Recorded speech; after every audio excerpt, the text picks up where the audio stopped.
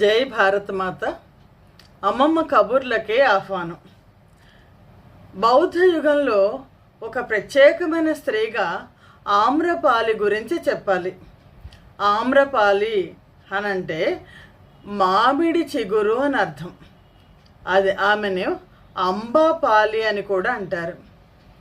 బౌద్ధ మతంలో బుద్ధ భగవానుడి బోధనల చేత ప్రభావితురాలై ఆ తరువాత కాలంలో గొప్ప సన్యాసినిగా వైరాగ్య జీవితాన్ని గడిపిన స్త్రీగా ఆమ్రపాలి కనిపిస్తుంది.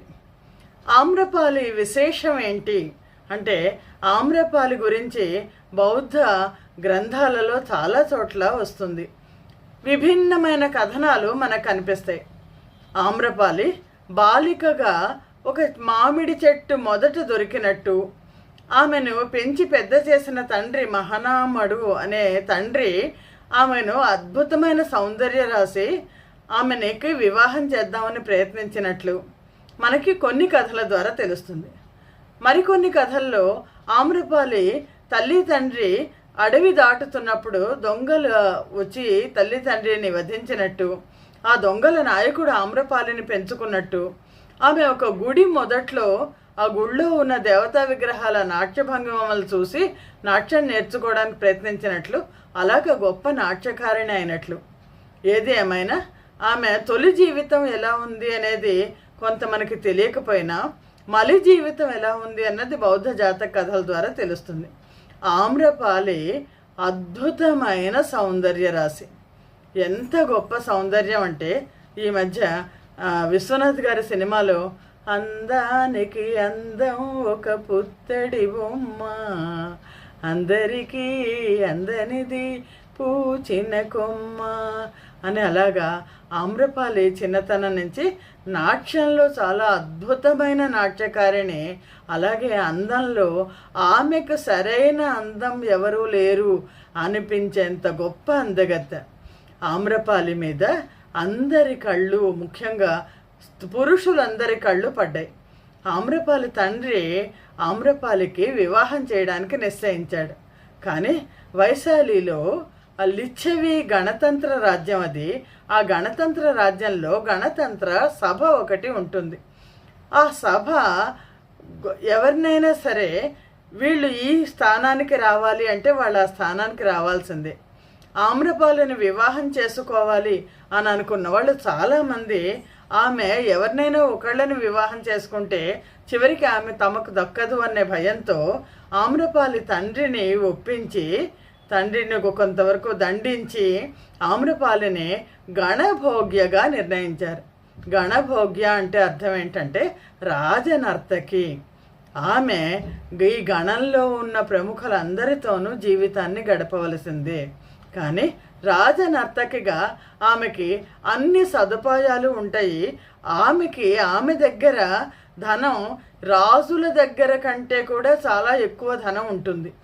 ఆమ్రపాలి తండ్రికి ఇష్టం లేకపోయినా, తండ్రి ఆ బెంగతో మరణించారని చెప్తారు, ఆమ్రపాలి గణభోగ్యగా ఉండడానికి ఒప్పుకుంటుంది, గణభోగ్య అవుతుంది. గణభోగ్య అయితే ఎలా ఉంటుంది అంటే, జీవితం ఎలా ఉంటుందంటే, ఆమ్రపాలి నదికి స్నానానికి వెళ్తోంది అని తెలిసి రోడ్లన్నీ కూడా కిక్కిరిసిపోయేవట. ఎందుకంటే ఆమె పల్లకిలో, తెరలు వేసేసిన పల్లకిలో స్నానానికి వెళ్తుంది.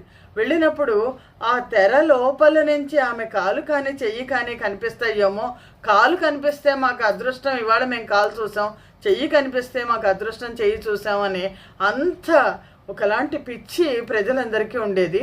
ఆమ్రపాలి అంతటి అద్భుత సౌందర్య రాశి, అలాగే చాలా ధనవంతురాలు. ఆ ధనంతో ఆమె ఒక పెద్ద మామిడి తోటని, ఆమ్రవనం అంటారు, మామిడి తోట ఆవిడ ఆస్తిగా ఉండేదట.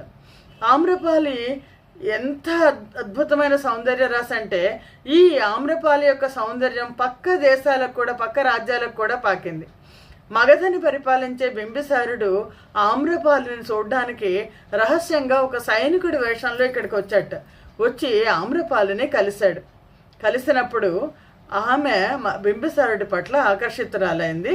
బింబిసారుడు ఆమ్రపాలితో కొన్నాళ్ళు గడిపాడు.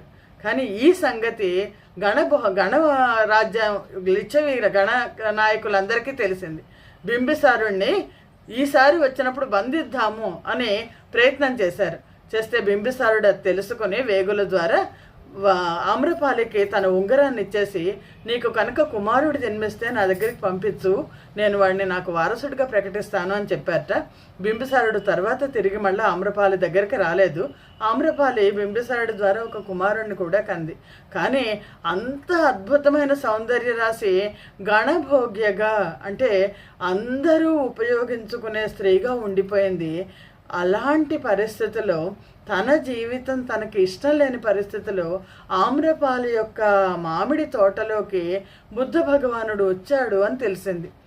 ఆమ్రపాలి ముందర సన్యాసులంటే ఆవిడకి మంచి అభిప్రాయం లేదు.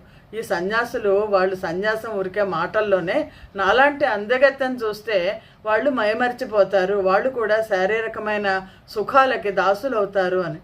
అందరూ వెళ్తున్నారు బుద్ధ భగవానుని చూడడానికి, అక్కడికి వెళ్తున్నారు, ఆయన చెప్పే మాటలు వింటున్నారు, అందరూ కూడా సన్యాసులు అవుతున్నారు అని ఆమ్రపాలి దగ్గర ఉన్న ఒక సేవకుడు వచ్చి చెప్తాడు, అమ్మా ఇక్కడ ఒక మాయ జరుగుతోంది. ఎందుకంటే ఆ వచ్చిన పెద్ద ఆయన ఎవరు వెళ్తే వాళ్ళ జీవితాలని మార్చేస్తున్నారు, వాళ్ళ కష్టాలన్నీ తీరుస్తున్నారు, వాళ్ళని పైకి తీసుకొస్తున్నారని అనిపిస్తోంది అని అంటే, ఆమ్రపాలి సరే తను కూడా చూద్దామని నెమ్మదిగా ఆ మామిడి తోటలోకి వెళ్ళేసరికి అక్కడ అతి నిశ్శబ్దంగా ఉందిట. ఆమె ఒక్కసారి బుద్ధ భగవానుని చూశాక తన హృదయం అంతా కూడా ద్రవించి కళ్ళనీళ్ళుగా వచ్చేసింది. వెళ్ళిపోయి బుద్ధ భగవానుడి పాదాల మీద పడిపోతే బుద్ధ భగవానుడు ఆమె దుఃఖం అంతా తీరాక, ఏం కావాలి నీకు అని అడిగారట. అంటే, నా ఇంటికి మీరు భిక్షకు రండి, తప్పకుండా రేపు మీ ఇంటికి భిక్షకు వస్తాను అని చెప్పారు. ఆమ్రపాలి లేచి వెనక్కి వచ్చేస్తే ఆమ్రపాలి వెనక్కి వస్తుంటే ఈ గణనాయకులందరూ ఎదురయ్యి వాళ్ళు, ఆమ్రపాలి ఆమె శీలం లేనిది, అటువంటి శీలం లేనిది ఇక్కడికి ఎందుకు వచ్చింది, మీరు ఎందుకు రానిచ్చారు అంటే, బుద్ధ భగవానుడు రేపు ఆమె ఇంట్లో నేను భోజనం చేస్తాను అని చెప్పారు. మీరు అలా చేయడానికి వీల్లేదు, మా ఇళ్ళకి రండి, మేము మీకు భిక్షణ ఇస్తామంటే, కాదు ఆమ్రపాలి దగ్గరికి వెళ్తాను అనేసరికి అందరూ కూడా ఇదేమి బుద్ధ భగవానుడు అంటారు, అలాంటిది ఒక వేశ్య పిలిస్తే వెళ్ళిపోయి ఆ వేశ్య దగ్గర భోజనానికి వెళ్తున్నారు అని. బుద్ధ భగవానుడు ఆమ్రపాలి ఇంటికి వెళ్ళడమే కాదు, ఆమ్రపాలి చక్కటి తీపి పదార్థం, పాయసం లాంటి పదార్థం ఏదో చేసి పెట్టింది, అది తిన్నారు కూడా. అది తిని బుద్ధ ధర్మాన్ని అందరూ గణనాయకులందరూ, బుద్ధ భగవానుడు ఆమ్రపాలి వాళ్ళ సంభాషణ ఏంటో చూద్దామని వచ్చారు. బుద్ధ భగవానుడు బౌద్ధ ధర్మాన్ని, జీవితం యొక్క సారాన్ని ఏంటి, జీవితాన్ని తరింప చేసుకోవడానికి, మోక్షం పొందడానికి మార్గం ఏమిటి, ఇవన్నీ కూడా ఆమ్రపాలికి బోధించారు. ఆమ్రపాలి సన్యాస జీవితంగా తన మొత్తం ధనం అంతా కూడా వదిలేసి సన్యాస జీవితాన్ని తీసుకుందావిడ. తీసుకోవడమే కాదు, తనకి ఉన్న తన ఆస్తి అయిన మామిడి తోటను మొత్తాన్నంతా కూడా బౌద్ధ సంఘానికి రాసిచ్చేసింది. ఆమె జీవితం అంతా కూడా, ఆఖరికి కుమారుడు కూడా బౌద్ధ మతంలోకి వచ్చాడు, జీవితం అంతా కూడా సమాజానికి సేవ చేస్తూ బౌద్ధ ధర్మాన్ని ప్రచారం చేస్తూ జీవితాన్ని గడిపింది. బౌద్ధ మతంలో బుద్ధ భగవానుడు వీళ్ళు వాళ్ళు అన్న తేడా లేకుండా ఒక వర్గానికి మాత్రమే కాకుండా సమాజం మొత్తంలో కష్టంలో ఉన్న ప్రతి వాళ్ళని కూడా ఉద్ధరించడానికి ప్రయత్నం చేశారు బుద్ధ భగవానుడు.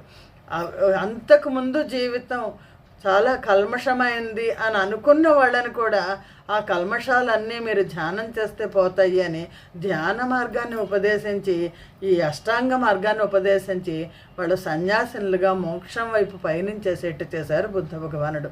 ఆమ్రపాలి కథ భారతదేశ చరిత్రలో, ముఖ్యంగా బౌద్ధ యుగంలో ఒక అద్భుతమైన గాథగా మనకు కనిపిస్తుంది. జై భారత మాత, జై హింద్.